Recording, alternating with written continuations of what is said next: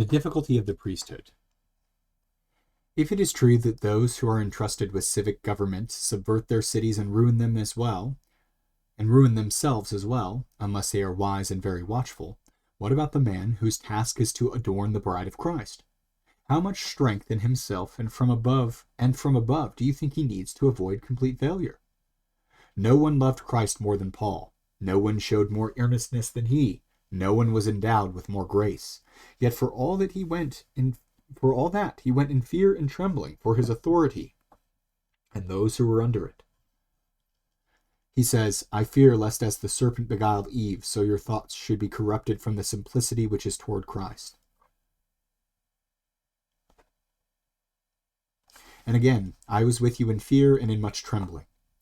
Yet he was a man who had been caught up to the third heaven, and shared in the unspeakable things of God, and endured deaths every day he lived after his conversation. He was a man who did not want to use the authority given him by Christ in case of one of the believers should be offended. If then, one who did more than he was commanded by God and never aimed at any advantage for himself, but only for those under his direction, was always in fear, because he kept in view the magnitude of his responsibility, what will become of us, who often aim at our own advantage, and so far from doing more than we are commanded by Christ, for the most part actually break his commandments? Who is weak, he says, and am I not weak? Who is made to stumble? Who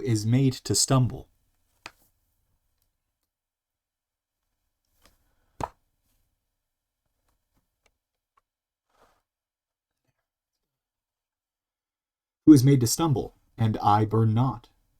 That is what a priest should be like, or rather, not just that like that, for even that is little or nothing in comparison with what I am going to say. And what is that? I could wish, he says, that I were anathema from Christ for my brother's sake, my kinsman according to the flesh. If anyone can say that, if anyone has a soul capable of that prayer, he would be to blame if he evaded the priesthood. But anyone who falls as far short as that standard as I do deserves hatred, not for evading, but for accepting it.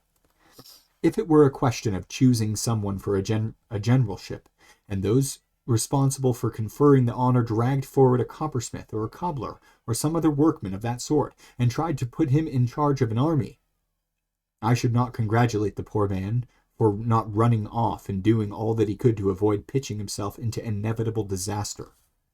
If it is enough simply to be called a shepherd of souls,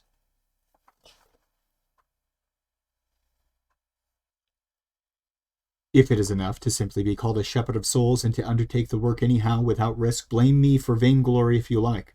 But if, on the contrary, the man who accepts this responsibility needs great wisdom, and even before wisdom, the grace of God in good measure, and an upright character and a pure life, and more than human goodness, then do not withhold your forgiveness from me, because I do not want to damn myself without rhyme or reason.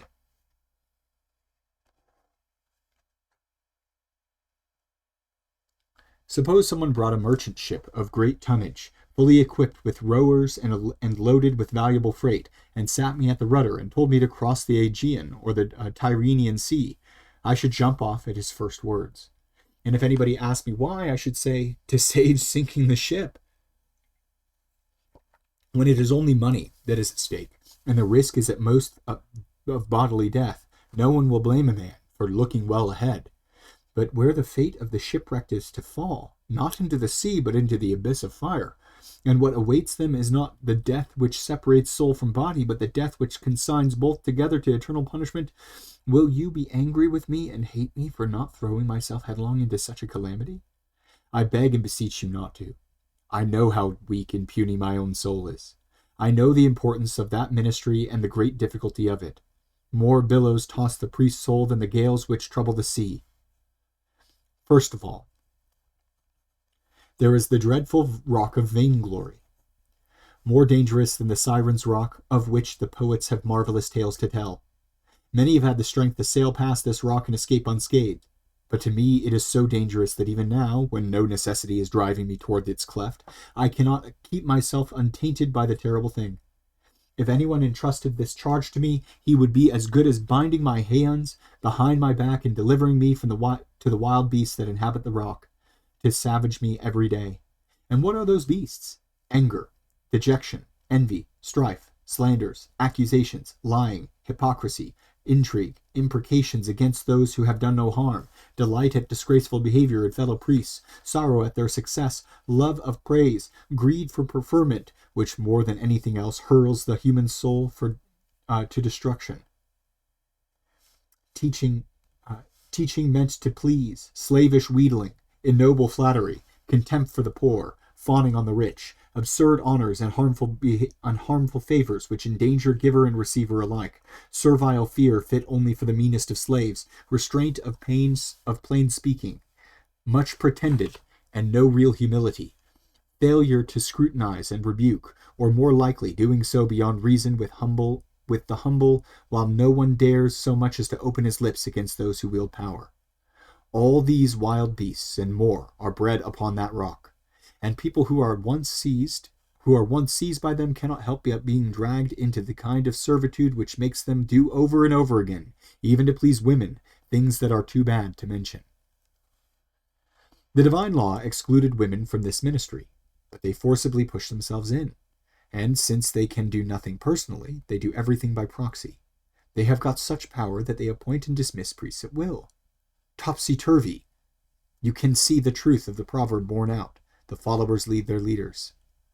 Bad enough if they were men, but they are women, the very ones who are not even allowed to teach. Do I say teach? St. Paul did not allow them even to speak in church, but I have heard it said that they have assumed such freedom of speech that they even rebuke the prelates of the churches and upbraid them more bitterly than masters would their slaves. But do not let anyone think that I am bringing these charges against all the clergy. Many there certainly are who have escaped these entanglements, more indeed than those who have been caught in them. And I do not venture to blame the priestly office for these evils. God forbid that I should be such a fool. Wise men do not blame the knife for murder, nor wine for drunkenness, nor strength for insolence, nor courage for recklessness. No, they blame the men who make wrong use of the gifts of God, and punish them for it. The priestly office might well accuse us of not handling it rightly. It is not itself the cause of the evils I have mentioned. It is we on our part who have smirched it, and stain upon stain, by entrusting it to commonplace men. And they eagerly accept what is offered to them, without first examining their own souls or considering the gravity of the matter. And when they come to exercise this ministry, their eyes are blinded with inexperience, and they fill the congregations entrusted to them with 1,001 troubles. That was the very thing that all but happened to me, only that God quickly rescued me from these dangers, in mercy on his church and on my soul. Tell me, where do you think all the disorders in the churches originate? I think their only origin is in the careless and random way in which the prelates are chosen and appointed. For the head ought to be the strongest member, in order to be able to control the evil exhalations which proceed from the rest of the body, and regulate them properly.